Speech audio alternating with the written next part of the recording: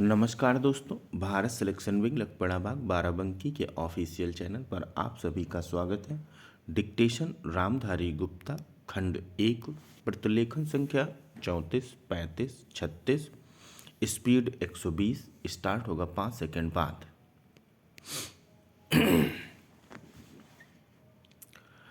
अध्यक्ष महोदय, इसमें कोई संदेह नहीं है, लेकिन कई स्थानों पर देखा गया है कि काफ़ी काम हो रहा है, जबकि कुछ को इतनी उपेक्षा की दृष्टि से देखा जाता है कि वहाँ काम न होने के कारण वे इलाके विकास की दृष्टि से पीछे रह जाते हैं। मैं उत्तर प्रदेश का उदाहरण आपके सामने रखना चाहता हूँ। वहाँ पर चाहे उद्योग धंधों की योजना हो या किसी अन्य विकास के विषय में हो, दूसरे राज्यों की तुलना में वहाँ बहुत कम काम हो रहा है और वह पिछड़ता ही चला जा रहा है। माननीय अध्यक्ष महोदय, इस विधेयक के संबंध में इस सदन के इधर के बैठने वाले लोगों ने और उधर के बैठने वाले लोगों ने बहुत सी बातें कही हैं। जैसा कि यह विधेयक है, इसको अभी प्रवर समिति के सामने विचार के लिए जाना है और वहाँ से विचार होने के बाद इस सदन के सम्मुख फिर से विचार के लिए प्रस्तुत किया जाएगा।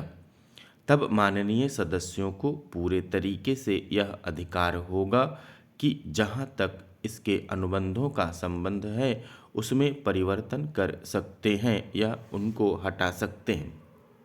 कल से जो बातें हो रही हैं वह सब नोट की गई हैं और मैंने बहुत सी बातों को सुना है। प्रवर समिति में उन सब बातों पर विचार किया जाएगा। बहुत से माननीय सदस्यों ने इस तरह की बातें कही हैं, वह बहुत आवश्यक मालूम हुई हैं और जैसा कि मैंने कहा है कि उन पर विचार किया जाएगा। जहाँ तक सहकारिता का संबंध है, चाहे इधर के बैठने वाले माननीय सदस्य हों, चाहे उधर के बैठने वाले माननीय सदस्य हों, सबकी यह मांग है कि जब हम जनतंत्र में विश्वास करते हैं और अपने यहाँ प्रजातांत्रिक प्रणाली कायम कर ली है और जबकि देश में गरीबी है और उसका गलत लाभ भी उठाया जाता है, तब सहकारिता की बहुत आवश्यकता है। इसको रोकने की आवश्यकता है। यह सभी लोगों की राय है। जहाँ तक इस सहकारी विधेयक का संबंध है, बहुत से माननीय सदस्यों ने बहुत सी बातें इसके संबंध में कही हैं। मैं सब बातों का विवरण में तो उत्तर नहीं दे सकता हूँ, लेकिन मैं थोड़े में खास बातों का उत्तर देने की कोशिश करूँगा। जैसा मैंने अभी कहा, सब हमने अपने यहाँ जनतंत्र कायम किया है, तो हमें अपने समाज के ढांचे को बदलना पड़ेगा। महोदय, मुझे इस संबंध में एक बात और कहनी है। वह यह है कि मुझे मुख्य आयुक्त के भाषण के अनुसार यह आशा थी कि सरकार मजदूरों की उन्नति के लिए, उत्थान के लिए, उद्योगों के विकास के लिए और गांवों की स्थिति सुधारने के लिए तकनीकी प्रशिक्षण देने का काम करेगी। लेकिन ऐसा ज्ञात होता है कि आर्थिक शक्ति सीमित होने के कारण इस ओर कार्यवाही करने की संभावना नहीं रही। फिर भी मुझे आशा ही नहीं अपितु पूर्ण विश्वास है कि भविष्य में हमारा मंत्रिमंडल इस ओर अवश्य अविलंब ध्यान देगा। इसी प्रकार से ग्रामीणों की अर्थव्यवस्था सुधारने के लिए सरकार घरेलू उद्योग धंधों को भी बढ़ाएगी, जो अभी तक नहीं के बराबर हैं।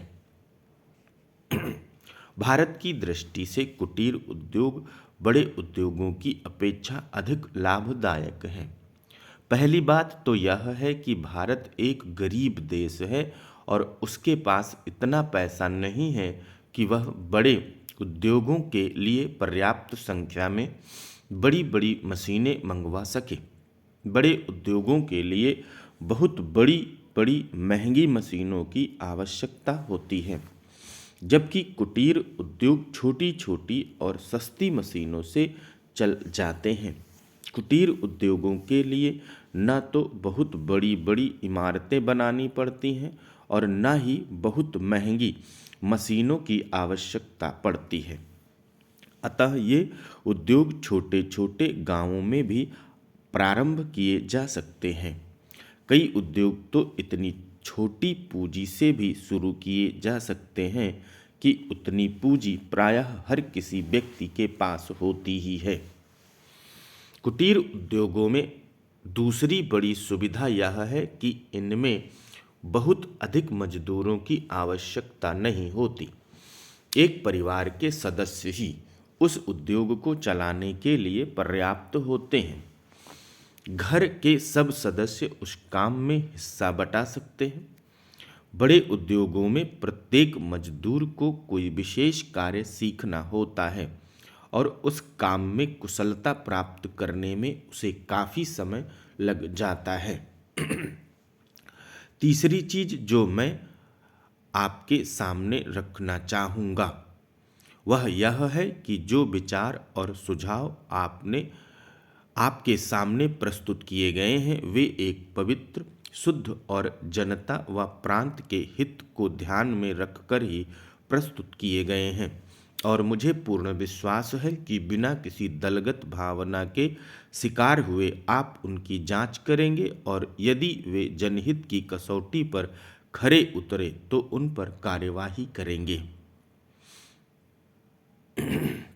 महोदय, इस संबंध में दिन प्रतिदिन बढ़ने वाले भ्रष्टाचार की समाप्ति के लिए और कर्मचारियों के रवैये के संबंध में माननीय सदस्यों ने विचार प्रकट किए।